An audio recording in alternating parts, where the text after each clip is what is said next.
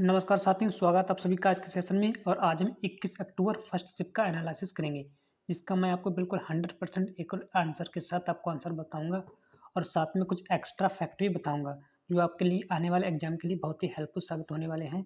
यदि आप इसी तरह का एसएससी एमटी से रिलेटेड डेली अपडेट चाहते हैं तो हमारे चैनल को सब्सक्राइब कर लें, ताकि सबसे पहले वीडियो आपके पास पहुँचे। तो आइए शुरू करते हैं आज का सेशन।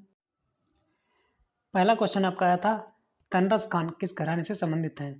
तो इसमें जो आपका राइट आंसर होगा वो आपका होगा दिल्ली घराने से। तो तनरस खाते हैं, इन्हें कुतुब बख्श के नाम से भी जाना जाता है। ओके, और इनका जो कार्यकाल था वो 1801 से लेकर 1819 तक का था। और यह हिंदुस्तानी शास्त्रीय परंपरा के एक भारतीय संगीतकार थे, जिन्होंने दिल्ली घराने के प्रमुख व्यक्ति के रूप में इनको जाना जाता है। ओके, अगला अगला क्वेश्चन आपका था, 1527 में बाबर ने कौन सा युद्ध लड़ा था? ओके, तो 1527 में बाबर ने अपने खानबाग का युद्ध लड़ा था। और यह जो युद्ध था वो 16 मार्च 1527 को आगरा के 35 किलोमीटर दूर खानबाग के गांव में हुआ था।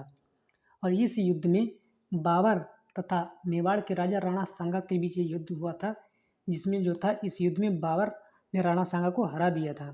ओके, और इस युद्ध में बाबर ने जो भी पानीपत के युद्ध में जो नीति अपनाई गई थी, उसी नीति का इस्तेमाल इसने इसमें किया था। तथा इसके साथ ही तब बाबर ने अपने सैनिकों को उत्साह बढ़ाने के लिए शराब पीने और बेचने पर प्रतिबंध लगा दिया था। तथा इस युद्ध के बाद बाबर दिल्ली का निर्विरोध शासक चुना गया था। ओके, और इसके साथ आपको भी ध्यान रखना है कि इस युद्ध के बाद ही जो बाबर ने यह निश्चय किया था कि वह भारत में ही रहेगा। तथा इस युद्ध के बाद जो बाबर को थी वो गाजी तथा दानी की उपाधि धारण की थी। और इस युद्ध में उसने इतना महारत हासिल कर लिया था कि उसने अपनी कई पीढ़ियों के लिए अपने वंश को बहुत ही सुदृढ़ और मजबूत कर लिया था। ओके, नेक्स्ट क्वेश्चन आपका पूछा गया था कि अगला क्वेश्चन आपका मल्टी डायमेंशनल पॉवर्टी इंडेक्स में सबसे अमीर केंद्र शासित प्रदेश कौन सा है? इस तरह से क्वेश्चन पूछा गया था। ठीक है, बहुआयामी गरीबी सूचकांक में। तो इसमें आपका राइट आंसर था वो लक्षद्वीप। ओके, जो लक्षद्वीप है तो केंद्र शासित प्रदेशों में सबसे अमीर राज्य माना जाता है। ओके, केंद्र शासित प्रदेश माना जाता है, सॉरी केंद्र शासित प्रदेश है। ठीक है, और इसके साथ ही जो लक्षद्वीप है जहाँ गरीबी दर सबसे कम पाई जाती है। अगला क्वेश्चन आपका आया था कि अगला क्वेश्चन आपका भारतीय राष्ट्रीय कांग्रेस 1905 के अधिवेशन के अध्यक्ष कौन थे? इस तरह से पूछा गया था आपका क्वेश्चन। ओके, तो इसमें आपका राइट आंसर होगा गोपाल कृष्ण गोखले। 1905 में भारतीय राष्ट्रीय कांग्रेस के अध्यक्ष थे। ओके, इसके साथ आपको भी ध्यान रखना है कि इंपॉर्टेंट पॉइंट कई भी अधिवेशन पूछे जा सकते हैं। देखिए, 1903 में एक जो मद्रास में इसके कांग्रेस की अध्यक्षता हुई थी, जिसके अध्यक्ष तो थे लाला मोहन बोस थे। ओके, लाल मोहन बोस। 1904 में मुंबई में अधिवेशन हुआ था, जिसके अध्यक्ष थे सर हेनरी कॉटन। 1905 में बनारस गोपाल कृष्ण गोखले, जो कि पूछा जा चुका है। और 1900 में कलकत्ता में अधिवेशन हुआ था, जिसके अध्यक्ष थे दादा भाई नौरोजी। और इसके साथ ही और भी इंपॉर्टेंट आपको अधिवेशन ध्यान रखनी होगी, जो एग्जाम में इनकी आने की संभावना सर्वाधिक रहती है। जैसे कि 1985 में पहला अधिवेशन हुआ था, जिसके अध्यक्ष भीमेश चंद्र बनर्जी थे। और इसका जो काम कार्य का था, इस अधिवेशन का भारतीय राष्ट्रीय कांग्रेस की स्थापना करना तथा यह उदारवादी नीतियों के साथ अंग्रेजी हुकूमत से संवाद की शुरुआत का ये संकेत था। इसका उद्देश्य तो था भारतीयों को एक रंगमंच प्रदान करना, ताकि वे अपनी मांगों को संगठित और सुदृढ़ तरीके से अंग्रेजों के सामने पेश कर सके। फिर अगला जो अधिवेशन आपका आया था 1905 में बनारस अधिवेशन था, इसके अध्यक्ष गोपाल कृष्ण गोखले थे। ओके, और इस अधिवेशन का जो कार्य था वो बंगाल विभाजन 1905 के बाद जो हुआ था, उसने गोखले में शांतिपूर्ण तथा संवैधानिक तरीके से उसका विरोध की बात की गई थी। और इसके बावजूद बंगाल विभाजन के खिलाफ स्वदेशी आंदोलनों की शुरुआत हुई थी। ओके, नेक्स्ट आपका अधिवेशन जो आता है वो आपका 1906 का अधिवेशन था, मोस्ट इंपॉर्टेंट है, जिसकी अध्यक्षता दादा भाई नौरोजी थे। और इस अधिवेशन का जो मुख्य कार्य क्या था कि अधिसंविधान में स्वराज शब्द का पहली बार प्रयोग किया था। ठीक है, इसका उद्देश्य जो था, दादा भाई नौरोजी ने पूर्ण स्वराज की मांग की थी और आर्थिक स्वतंत्रता पर भी उन्होंने बल दिया था। अगला आपका अधिवेशन जो 1907 का इंपॉर्टेंट अधिवेशन है, और इसकी दो अध्यक्षता थी रासबिहारी बोस जी ने की थी। ओके, ये भी आपको ध्यान रखना है कि इसका जो कार्य था अधिवेशन का, उसमें से था। देखिए, इसमें इसमें जो है दो गुटों में बढ़ गया था, भीतरी विभाजन हुआ था, जिसमें एक उदारवादी तथा एक गरम दल तथा नरम दल, दो समुदाय बन गए थे कांग्रेस का, जिसमें एक बाल गंगाधर तिलक गोपाल कृष्ण गोखले के बीच मतभेद सामने आया था, जिसने उसे पार्टी के विभाजन कर दिया था। ओके, नेक्स्ट आपका अधिवेशन जो है 1916 का लखनऊ का अधिवेशन है, मोस्ट इंपॉर्टेंट है। इसके जो अध्यक्ष थे AC मजूमदार थे। ओके, ये भी, और इसका जो कार्य था वो था कि इस अधिवेशन में कांग्रेस तथा मुस्लिम लीग के बीच लखनऊ समझौता हुआ था, जिसमें दोनों दलों ने संवैधानिक सुधार और भारत के स्वराज्यों की मांग जताई था। कांग्रेस पर गरम दल तथा नरम दल को एक बार फिर से एकजुट करने की मांग कही हुई थी। क्योंकि अगला क्वेश्चन आपका जो आता है वो 1920 का नागपुर का अधिवेशन हुआ था और इसके जो अध्यक्ष थे वो आपके थे सी विजय राघवाचार्य। ओके, इसका जो कार्य था वो महात्मा गांधी ने कांग्रेस के मंच पर अहिंसक असहयोग आंदोलन की शुरुआत की और इस अधिवेशन में कांग्रेस ने पूर्ण स्वराज की मांग पर जोर दिया था। ओके, विदेशी वस्तुओं का बहिष्कार किया था इसके साथियों के। अगला आपका जो अधिवेशन आया था 1929 का लाहौर का अधिवेशन आया था। इसके जो अध्यक्ष थे जवाहरलाल नेहरू थे। इसका जो कार्य था इस अधिवेशन का वो था अधिवेशन में कांग्रेस ने पूर्ण स्वराज पार्टी की मांग की थी, पूर्ण स्वराज की मांग थी और 26 जनवरी 1930 को स्वतंत्रता दिवस मनाने की घोषणा भी की थी। ओके, और तथा 1931 में अगला जो अधिवेशन आया था कराची का अधिवेशन था, जिसके जो अध्यक्ष थे वो सरदार वल्लभ भाई पटेल जी थे। ओके, इसका जो प्रमुख कार्य था इस अधिवेशन का वो था गांधी इरविन समझौते को स्वीकार किया गया था। इसमें भारत के भविष्य की संविधान में मौलिक अधिकारों और आर्थिक नीतियों पर अध्ययन पर जोर दिया गया था। कांग्रेस ने स्वराज प्राप्त करने के लिए जनता के अधिकार तथा सामाजिक न्याय की भी बात की थी इसमें। अगला आपका जो अधिवेशन है वो 1942 का बम्बई अधिवेशन हुआ था। ओके, जिसके जो अध्यक्ष थे मौलाना अब्दुल कलाम आज़ाद थे। ओके, मोस्ट इंपॉर्टेंट है, ठीक है। इस अधिवेशन में महात्मा गांधी ने भारत छोड़ो आंदोलन का आह्वान किया था और कांग्रेस ने ब्रिटिश सरकार में तुरंत भारत छोड़ो की मांग की थी और इस अधिवेशन के बाद बड़े पैमाने पर आंदोलन हुए तथा भीड़ की इकट्ठा हुई थी।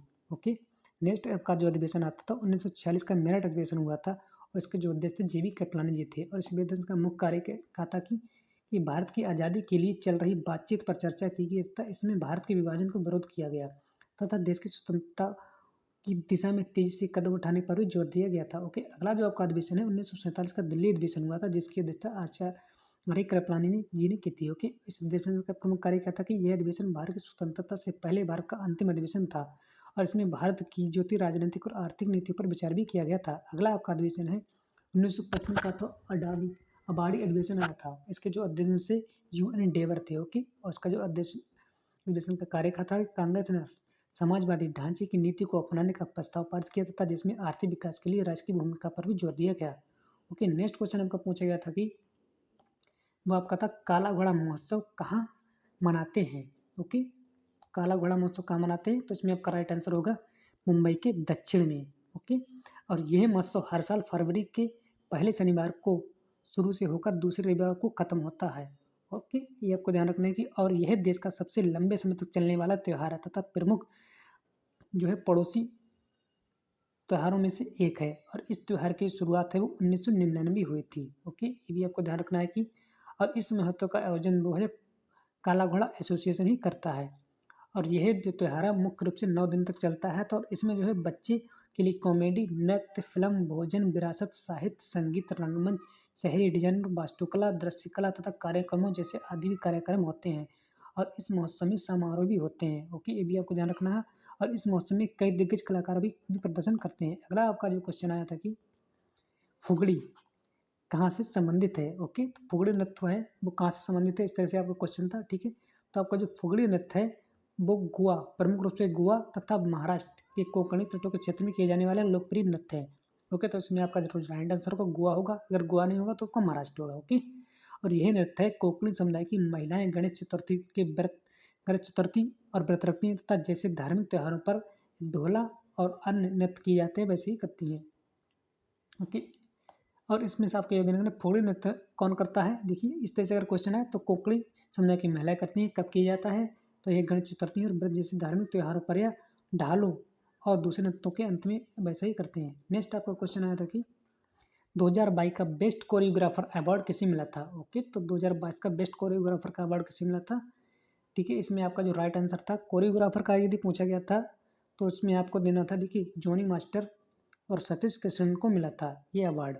ओके, अगर कोरियोग्राफर के लिए पूछेगा तो आपका ये आंसर होगा। ओके, और 2022 का बेस्ट कोरियोग्राफर अवार्ड था तो मेघम फिल्म थी ये। ठीक है, मेघम करुप्पा गाने के लिए जॉनी मास्टर और सतीश कृष्णन को मिला था और यह गाना जो है तो फिल्म तिरुचिरिमलम से है, जिसका निर्देशक जो है मिथुन R जवाहर ने किया था और संगीत अरुंधति राय ने दिया था। यह गाना रात के समय एक रोमांटिक सीन को दर्शाता है जिसके प्रमुख पात्रों की बातचीत और उनके भावनात्मक लक्षणों को कोरियोग्राफ किया गया है। ओके, नेक्स्ट क्वेश्चन आपका पूछा गया था कि बैरेब्रेंट विलेज की स्थापना किसने की थी। ओके, तो इसमें आपका जो बिल्कुल राइट आंसर होगा वो आपका होगा जो गृह मंत्री हैं अमित शाह ने वाइब्रेंट विलेज की स्थापना की थी। ओके, कब की थी, 10 अप्रैल 2023 को अरुणाचल प्रदेश के सीमावर्ती गांव किबुथु में वाइब्रेंट विलेज प्रोग्राम की शुरुआत की थी। ओके, और इसका जो उद्देश्य था वो भी आपको बताया जाएगा इसमें। तो प्रधानमंत्री नरेंद्र मोदी ने 77वें स्वतंत्रता दिवस के मौके पर लाल किले की प्राचीर से कहा था कि सरकार ने देश के सीमावर्ती गांव के लिए एक वाइब्रेंट विलेज प्रोग्राम शुरू किया गया है। ठीक है, और इस प्रोग्राम का जो मकसद है वो है कि सीमावर्ती गांव को सशक्त बनाना, और इस योजना के तहत इन गांवों को रोड कनेक्टिविटी, पेयजल, बिजली, मोबाइल, इंटरनेट कनेक्टिविटी, पर्यटन केंद्र, उद्देश्य केंद्र और स्वास्थ्य संबंधी बुनियादी ढांचा और स्वास्थ्य कल्याण केंद्रों से जोड़ना जाएगा। ओके, इस तरह से जो कहा था उसी के हिसाब से इसकी जो थी स्थापना की गई थी। नेक्स्ट क्वेश्चन आपको जो आया था कि अमृत और विश्व पुस्तक के लेखक कौन है, इस तरह से क्वेश्चन पूछा गया था। ओके, तो अमृत और विश्व पुस्तक के लेखक आपके कौन है? अमृतनाथ नागर। ओके, तो आपका राइट आंसर होगा अमृतनाथ लाल नागर। और यह जो पुस्तक है एक उपन्यास है जो कि अमृतलाल नागर के द्वारा लिखा गया है, जिसे उन्होंने 1967 में साहित्य अकादमी पुरस्कार के भी सम्मानित किया गया है, जिनके लिए उन्हें 1967 में इनको साहित्य अकादमी पुरस्कार भी मिल चुका है। ये भी आपको ध्यान रखना है। ओके, अगला आपका जो क्वेश्चन बनता था कि सुपोषी पौधों से संबंधित एक क्वेश्चन आया था। ओके, राइट क्वेश्चन तो नहीं पता, इसी तरह से था कुछ, सुपोषी पौधे कैसा व्यवहार करते हैं। ओके, तो सुपोषी पौधे कौन से होते हैं? देखिए, सुपोषी पौधे वो पौधे होते हैं जो अपना भोजन स्वयं बना लेते हैं। ठीक है, इतना आपको ध्यान रखना है कि इस तरह से आपका कोई भी ऑप्शन हो सकता था। सुपोषी पौधे वे पौधे होते हैं जो कार्बन डाइऑक्साइड और पानी जैसे तरल पदार्थों से अपना भोजन बना लेते हैं। ओके, वो सुपोषी पौधे कहलाते हैं। ओके, और इन सुपोषी पौधों को जो हम ऑटोट्रॉपिक कहते हैं। और सुपोषी पौधों में क्लोरोफिल नामक एक हरा रंग द्रव्य होता है, और यह सूर्य की प्रकाश में मिलने वाली ऊर्जा को अवशोषित करके भोजन बनाने में मदद करता है। क्योंकि सुपोषी पौधे होते हैं प्रकाश संश्लेषण की क्रिया में आसानी से भोजन बना लेते हैं, और प्रकाश संश्लेषण में पौधे सूर्य से प्रकाश का इस्तेमाल करके पानी तथा कार्बन डाइऑक्साइड ग्लूकोज में बदल लेते हैं। ओके, इसके साथ आपको ध्यान रखना है कि प्रकाश संश्लेषण ज़्यादातर पौधों की पत्तियों में होता है, जिन्हें पौधों की रसोई भी कहा जाता है। प्रकाश संश्लेषण के जरिए पौधे ग्लूकोज और ऑक्सीजन का उत्पादन करते हैं, और ग्लूकोज को स्टार्च में बदलकर कार्बन संग्रहित किया जाता है, और ऑक्सीजन वायुमंडल में छोड़ दी जाती है। प्रकाश संश्लेषण को जो है पृथ्वी पर जीवन की सबसे महत्वपूर्ण क्रिया में से एक माना गया है। ओके, अगला क्वेश्चन आपका आया था, वो आपका आया था कि म्यूजियम ऑफ सी, ओके, समुद्र का संग्रहालय किसे कहते हैं। ओके, इसी तरह से था कुछ, फिलहाल जो मिला उसी के हिसाब से आपको बता दिया। ठीक है, कि यह जो था एक म्यूजियम ऑफ सी किसे कहते हैं, ये एक ऐसा संग्रहालय होता है जिसमें जहाज़ों और पानी से जुड़ी चीज़ों का प्रदर्शन किया जाता है। समुद्री संयंत्रों की एक उपश्रेणी नौसेना संग्रहालय भी होती है, जो नौसेना और समुद्र के सैन्य उपयोग का ध्यान केंद्रित करती है। क्योंकि इसमें अगर आपका ऑप्शन समुद्री सेनाओं से था तो उसको भी लगा सकते थे। ठीक है, और ये जो समुद्री संग्रहालय होते हैं, ठीक है, उन्हें हम म्यूजियम सी ऑफ कहते हैं। ओके, जिसमें देखिए जैसे नौसेना होती है उनके भी कारखाने वगैरह कुछ भी हथियार वगैरह रखने की जगह होती है, उसी में हम म्यूजियम ऑफ सी भी करते हैं। ओके, और यह दुनिया का सबसे बड़ा नौसैनिक संग्रहालय राष्ट्रीय समुद्री संग्रहालय है। यहाँ सभी प्रकार के आकार के माप और जहाज़ों तथा नावों को भी देखा जा सकता है। ओके, अगला आपका क्वेश्चन पूछा गया था। ठीक है, देखिए इसके बाद थोड़ा इंपॉर्टेंट भी रखना है। पुर्तगाल के लिस्बन के जिले में एक तो है कैस्केस शहर है, जिसमें किंग डी कार्लोस सागर संग्रहालय है, और यह एक समुद्री संग्रहालय है जिसका जो उद्घाटन था 1992 में हुआ था। ओके, अगला आपका क्वेश्चन आया था कि सुबनसिरी नदी किसकी सहायक नदी है। ओके, तो सुबनसिरी नदी किसकी सहायक नदी, तो ये ब्रह्मपुत्र की सहायक नदी है। आपका राइट आंसर होगा ब्रह्मपुत्र। ओके, और इसके साथ आपको ये भी ध्यान रखना है कि ये सुबनसिरी नदी है ब्रह्मपुत्र नदी की एक सबसे बड़ी सहायक नदी है, और यह तिब्बत के सन्नान प्रांत में लाहुंसे काउंटी से निकलती है और असम के लखीमपुर जिले में ब्रह्मपुत्र से मिल जाती है। ओके, और सुबनसिरी नदी की जो कुल लंबाई है तो 518 किलोमीटर है। ये कितनी है इसकी लंबाई, जो है इसकी लंबाई 518 किलोमीटर है, और यह अरुणाचल प्रदेश की ऊपरी सुबनसिरी और निचले सुबनसिरी जिलों का नाम इसी नदी के नाम पर रखा गया है। ओके, और धनसिरी नदी भी ब्रह्मपुत्र नदी की एक सहायक नदी है, और यह नागालैंड के ल्यासांग शिखर से निकलती है और असम के गोलाघाट जिले और नागालैंड के दीमापुर जिले से होकर बहती है, और अंत में यह धनसिरी मुख में ब्रह्मपुत्र नदी में मिल जाती है। ओके, अगला क्वेश्चन आपका है वाटर गावस्कर टॉपिक किससे संबंधित है। ओके, इस तरह से क्वेश्चन था कि वाटर गावस्कर टॉपिक किससे संबंधित है। तो वाटर गावस्कर जो ट्रॉफी है आपकी, तो देखिए वाटर गावस्कर जो ट्रॉफी है वो भारत और ऑस्ट्रेलिया के बीच खेले जाने वाले टेस्ट क्रिकेट की एक सीरीज है। ओके, तो आपकी जो बॉर्डर गावस्कर जो ट्रॉफी है, तो इसमें आपका राइट आंसर होगा the test cricket series. Okay, तो बॉर्डर गावस्कर ट्रॉफी क्या है आपकी क्रिकेट टेस्ट की एक सीरीज है। इसमें आपको राइट आंसर लगाना था कि, और इस ट्रॉफी का जो पहला संस्करण था वो तो 1996 में खेला गया था। और भारत ने इस ट्रॉफी में से 21 में से, ओके 10 नहीं होगा, ओके 21 में से 16 श्रृंखलाएं जीती थी, और जिसमें ऑस्ट्रेलिया ने 5 श्रृंखला जीती थी। ओके, एक श्रृंखला, और इसमें जो एक श्रृंखला थी बराबरी पर भी खत्म हुई थी, लास्ट में जो थी बराबरी पर खत्म हुई थी ये श्रृंखला। और भारत ने घरेलू मैदानों पर खेले गए लगभग 29 मैचों से इसमें 18 मैचों पर जीत हासिल की थी। और भारत ने ऑस्ट्रेलिया में घरेलू मैचों पर खेले गए लगभग 27 मैचों से 14 मैचों पर भी जीत हासिल की थी इसमें। ओके, और सचिन तेंदुलकर जो थे वो इस ट्रॉफी में सबसे सफल बल्लेबाज साबित हुए थे, और जिन्होंने 65 पारियों में 3261 रन बनाए थे। अगला आपका था कि जो बौद्ध धर्म है, बौद्ध धर्म में मृत शरीर को किस में रखा जाता है। ओके, तो बौद्ध धर्म को किस में रखा जाता है, ठीक है, ताबूत में रखा जाता है। आपका राइट आंसर होगा ताबूत।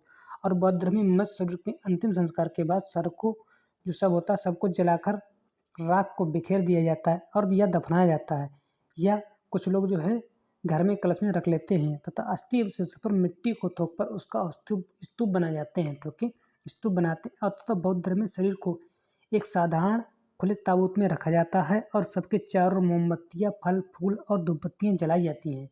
ओके, और समारोह के बाद ताबूत को सील कर दिया जाता है और शमशान ले जाया जाता है। ओके, आपका क्वेश्चन गया था कि उत्तर दक्षिण गलियारा किसको जोड़ता है, तो इसमें आपका जो राइट आंसर होगा, जो उत्तर दक्षिण गलियारा है आपको श्रीनगर और कन्याकुमारी को जोड़ता है। राइट आंसर आपका क्या होगा, श्रीनगर और कन्याकुमारी। चलिए इसके बारे में जान लेते हैं। देखिए, तो उत्तर दक्षिण गलियारा है वो जम्मू और कश्मीर के श्रीनगर को और तमिलनाडु के कन्याकुमारी से जोड़ता है, और यह राष्ट्रीय राजमार्ग विकास परियोजना NHDP का एक प्रमुख हिस्सा है। और यह गलियारा जो है वो 4046 किलोमीटर लंबा है तथा NH7 से होकर गुजरता है। ओके, और इस गलियारे का जो मकसद है तो भारत के बड़े शहरों के बीच दूरी तथा समय को कम करना है, और साथ ही यह लोगों को सामानों को आवाजाही को आसान बनाता है। और इस गलियारे के जरिए श्रीनगर से उधमपुर, जम्मू, जालंधर, दिल्ली, आगरा, ग्वालियर, झांसी, नरसिंहपुर, लखनऊ, नागपुर, हैदराबाद, बेंगलुरु, सलेम, मदुरई आदि तक पहुंचा जा सकता है बहुत ही आसानी से। ओके, और उत्तर दक्षिण गलियारे के अलावा भारत में पूर्व पश्चिम गलियारा भी एक है। ओके, ये भी आपको ध्यान रखना है कि, और यह गलियारा है वो सिरसिल तथा पोरबंदर को जोड़ता है। मोस्ट इंपॉर्टेंट ये भी आपको इसके साथ ध्यान रखना है कि जो एक दूसरा गलियारा है आपका पूर्व पश्चिम गलियारा, और यह सिलचर को पोरबंदर से जोड़ता है। तथा जो भारत, रूस और जॉर्डन ने साल 2000 में अंतर्राष्ट्रीय उत्तर दक्षिण परिवहन कॉरिडोर पर सहमति जताई थी, तो और यह कॉरिडोर भारत तथा रूस को जोड़ता है। नेक्स्ट क्वेश्चन आपका आया था कि इलेक्ट्रॉन पर कितना आवेश होता है। ओके, पूछा गया था कि इलेक्ट्रॉन पर कितना आवेश होता है, तो इलेक्ट्रॉन पर आपका कितना बचा, -1.6 गुणे 10⁻⁻19 कूलाम का आवेश होता है। और कूलम पर जो आवेश होता है वो ऋणात्मक आवेश होता है, ये भी आपको ध्यान रखना थी। और यदि इसका द्रव्यमान पूछा गया तो आपको बताना है कि 9.1 इलेक्ट्रॉन की पावर -31, ओके 10⁻31 इसका जो द्रव्यमान होता है। 9.11 गुणे 10⁻31 किलोग्राम इसका जो होता है इलेक्ट्रॉन का द्रव्यमान होता है। ओके, इलेक्ट्रॉन पर ऋणात्मक आवेश होता है। प्रोटॉन पर पूछा जाए तो प्रोटॉन पर आपका प्लस यानी कि धनात्मक आवेश होता है, और यदि न्यूट्रॉन पर यदि पूछा था तो न्यूट्रॉन पर आपका कोई भी आवेश नहीं होता है। ओके, इलेक्ट्रॉन की खोज आपको थॉमसन ने की, और आपके प्रोटॉन की खोज रदरफोर्ड ने की, तथा न्यूट्रॉन की खोज आपके जेम्स चैडविक ने की। नेक्स्ट क्वेश्चन आपका पूछा गया था कि संपत्ति कर, उपहार कर को कागजी क्यों कहा जाता है। संपत्ति कर और उपहार कर को कागजी कर क्यों कहा जाता है। ओके, ये क्वेश्चन आया था। तो देखिए, संपत्ति कर क्यों कहा जाता है, देखिए क्योंकि इसे जो है व्यापारिक रूप में लागू नहीं किया जाता और अक्सर करदाताओं द्वारा इससे बचा जा सकता है, इसलिए इसको जो है संपत्ति कर को और उपहार कर को कागजी कर कहा जाता है। कि नेक्स्ट क्वेश्चन आपका आया था कि पुष्यमित्र सिंह की राजधानी कहाँ थी। तो कहाँ थी पुष्यमित्र सिंह की राजधानी, देखिए पुष्यमित्र सिंह की राजधानी थी वो पाटलिपुत्र थी। और पुष्यमित्र शुंग वंश के संस्थापक थे। उन्होंने 1885 ईस्वी पूर्व में मौर्य साम्राज्य के अंतिम राजा बृहद्रथ की हत्या करके शुंग वंश की स्थापना की थी। और पुष्यमित्र सिंह के शासनकाल में ही मगध की राजधानी विदिशा स्थापित की गई थी। ओके, और इसके साथ आपके ध्यान रखना है पुष्यमित्र सिंह की जो राजधानी उन्हें पाटलिपुत्र तथा विदिशा को बनाया था, और इसका शासनकाल जब वो 1885 से लेकर 73 ईसा पूर्व वंश का था। ठीक है, और उत्तर और अनुशासन था उत्तर में हिमालय से लेकर दक्षिण में बरार तक तथा पश्चिम में पंजाब से लेकर पूर्व में मगध तक इन्होंने शासन किया था।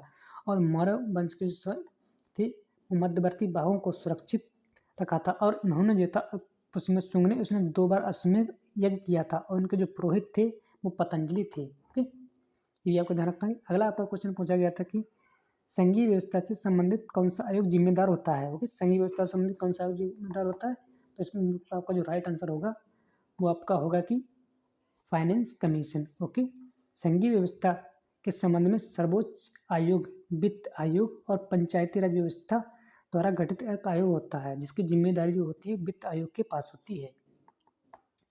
ओके, और हालांकि इसके साथ आपको ध्यान रखना है कि जब संघीय व्यवस्था के व्यापक मुद्दों की बात की जाती है तो प्रमुख रूप से 7वें संविधान संशोधन 1956 के बाद संघीय ढांचे में विभिन्न पहलुओं का अध्ययन करना और सुधार सुझाने के लिए सरकार द्वारा गठित विभिन्न आयोगों के सरकारी आयोग का उल्लेख होता है। और सरकारी आयोग ने केंद्र तथा राज्यों के बीच शक्तियों का वितरण इस प्रकार किया है कि वित्त संबंध और प्रशासनिक व्यवस्थाओं पर अपनी रिपोर्ट दी, और उसकी सिफारिशें संघीय ढांचों को सुदृढ़ करने के लिए महत्वपूर्ण भी मानी है। और इसके बाद जो एम पुचनी आयोग बना 2007 में, और जिसने कि संघीय संबंधों का अध्ययन करने के लिए एक गठित किया गया था, और जिसने केंद्र और राज्य सरकारों के बीच तनाव कम करने और उनके संबंधों में सुधार करने के लिए काफ़ी सिफारिशें की थी। ओके, और इस आयोग ने ये सुझाव दिया था कि संघीय ढांचे को सुचारू संचालन के लिए भी महत्वपूर्ण है। ओके, इसी के साथ आपके सारे जो क्वेश्चन हैं वो समाप्त होते हैं। यदि क्लास कहीं पर आपको अच्छी लगती है तो वीडियो को लाइक अवश्य करें, चैनल को सब्सक्राइब करें। धन्यवाद।